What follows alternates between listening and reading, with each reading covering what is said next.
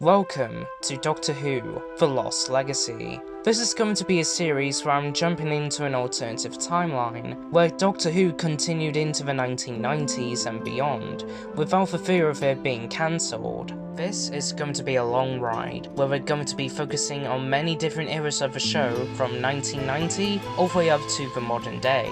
So without further ado, sit back, relax, and take a journey with me, why don't you, as we take a look at what Doctor Who could have been. Doctor Who Season 27 would have aired in the year 1990. It would have starred Sylvester McCoy in his last season as the 7th Doctor, the last full season for Sophie Aldred as Ayres, the first season for Louise Lombard as Katie Cunningham, the last season for Andrew Carmel as script editor, and the last for John Nathan Turner aka JNT as the executive producer. After the conclusion of Season 26, Jonathan Powell, the head controller of BBC One, once again had a massive decision to make about Doctor Who, just like his predecessor Michael Grade had a few years prior, whether to cancel the show for good, or to let it continue on. And after months of intense discussions with the producers and the higher-ups, Jonathan Powell reluctantly gave Doctor Who another chance. And after the meeting concluded, JNT pulled John aside for a quick word, expressing his feelings about wanting to leave the program after being the showrunner for over a decade. And after considering that fact, Jonathan Powell granted him his wish of wanting to leave the show. And just like that, the production of Season 27 of Doctor Who commenced. And the first order of business for JNT was to find him a replacement to be the executive producer. And a replacement has been found in the form of Ian Fraser, who has been working on the show since 1986. And after hearing about JNT leaving, Carmo expressed how he wanted to leave the show as well, after being offered another script editing job on Casualty, and the hunt for a new script editor was on. And after much consideration, Ben Aronovich was eventually chosen to succeed Carmel. And on the acting side of things, after hearing about JNT and Andrew Carmel leaving together at the end of the season, Sylvester McCoy would think it would only be right if he went with them, after feeling that 4 years would be enough. Sophie Aldred was originally going to depart halfway through this season, however she ultimately decided to stay on, at least until the second story of the next season. And as for the brand new companion, played by Louise Lombard, she would be introduced into the third story of the season, and she'll be called Katie Cunningham, described as a cat burglar with a heart of gold. And finally, in terms of the overall structure of the season, the 14-episode format will remain, with the first serial being 3 parts long, the second serial being 4 parts, the third serial being 3 parts, and the final serial being 4 parts long. The first episode would have been Earthaid, written by Ben Aronovich. Welcome aboard the space vessel Vancouver. Its mission? To guard a fast shipment of grain from Earth to the planet's safeness foam. Its captain is called Ace. She seems a little unsure of herself. In fact, some might almost think she was new to the job. Their medical officer is simply called the Doctor, and he's perhaps not all that he seems either. When mysterious ships target the Vancouver, Ace and the Doctor are pushed to their limits. Meanwhile, there's something nasty in the grain containers, and it's not very happy. In terms of the overall critical reception of the episode, people consider it to be decent, but it could have been a lot better, especially when it comes down to the set design looking very cheap.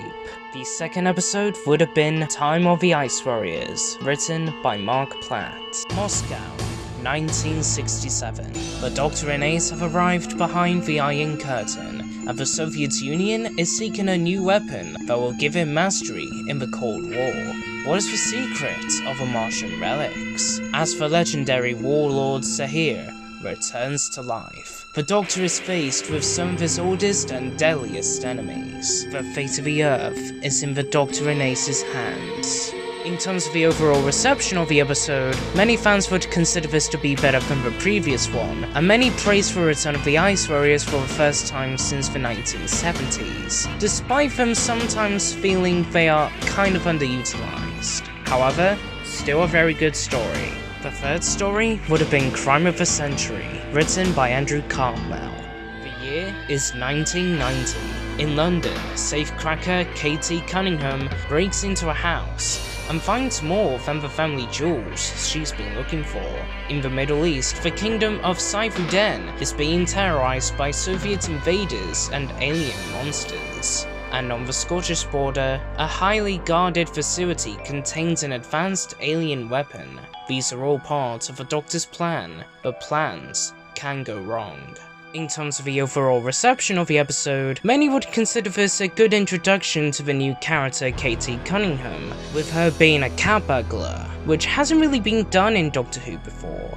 But in terms of the rest of the episode, it's good, but it could have been better, and many fans criticised the way that Ayres was handled in this story, feeling that she was a bit of an afterthought in terms of her inclusion. The fourth and final story would have been Elixion, written by Robin Mukherjee. Checking into a luxury health spa for a little rest and recreation, the Doctor, Ayres, and Katie find themselves at the mercy of a Malgan entity that craves the conquest of time and space. Exploiting their memories and regrets, the Queen of the Hive, which hides behind the polished walls of the spa, forces them to confront their deepest fears as she steals the Doctor's life force to spread her powers across the universe. For it being the final 7th Doctor story, it is considered to be one of the best of this era, up there with Remembrance of the Daleks and The Curse of Fenric.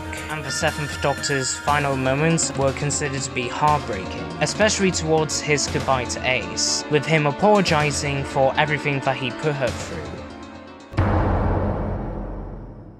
After the 7th Doctor collapses to the floor, unconscious, we get a blue regeneration glow, covering the Doctor's face. We then hear voices of Mel, Ayres, and Katie, all calling out for the Doctor, and when the glow begins to fade along with the echoes, we get a glimpse of the new 8th Doctor, who will be played by James Bolam. And that concludes Season 27 of Doctor Who. Overall, Season 27 of Doctor Who would have received a bit of a mixed reaction amongst the fans, with half of the season being very good, and the other half of the season being mixed, leaning towards negative.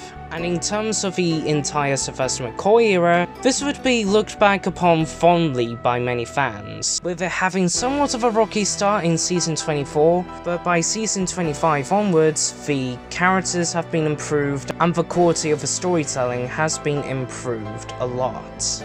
And with Season 27 over and done with, join me next time as we start a brand new era of the show, starring James Bolam as the 8th Doctor.